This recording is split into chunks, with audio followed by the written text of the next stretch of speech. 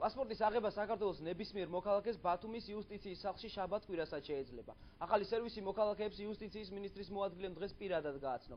უქმე დღეებში პასპორტი მხოლოდ დაჩქარებული წესით იმავე დღეს გაიცემა. ბიომეტრიული პასპორტის ასაღებად ან შესაძლებლად მოქალაქემ თან უნდა იქონიოს პირადობის მოწმობის დედანი და ორი ფერადი ბიომეტრიული სურათი. ფოტოს გადაღება ადგილზევე იქნება შესაძლებელი. პასპორტის დაჩქარებული მომსახურების საფასური 205 ლარი, ხოლო პირადობის მოწმობის 50 ლარია. პასპორტის შეცვლის შემთხვევაში აუცილებელია ძველი პასპორტის წარდგენა.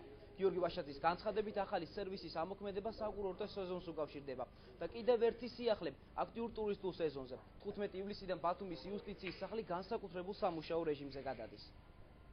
შაბათს და კვირას მათ, ვისაც ეჩქარებათ პასპორტის და პირადობის მოწმობის აღება, შეუძლიათ მოვიდნენ, დაჩქარებული ის მომსახურება გადაიხადონ უბრალოდ და აიღონ პასპორტი იმ დღესვე. რატო ბათუმში? იმიტომ რომ საზღვარი ახლოს და ზაფხულზე უფრო და უფრო მეტი იქნება ნაკადი იმ ადამიანების, ვისაც მსგავსი სერვისი დაჭირდება და შესაბამისად ჩვენც ეს ყველაფერი შევუქმნით მოქალაქეებს მეტი კომფორტისთვის. ეს რა თქმა უნდა არა მარტო ბათუმის ცხოვრებებზე ვრცელდება, არამედ ნებისმიერ საქართველოს მოქალაქეს.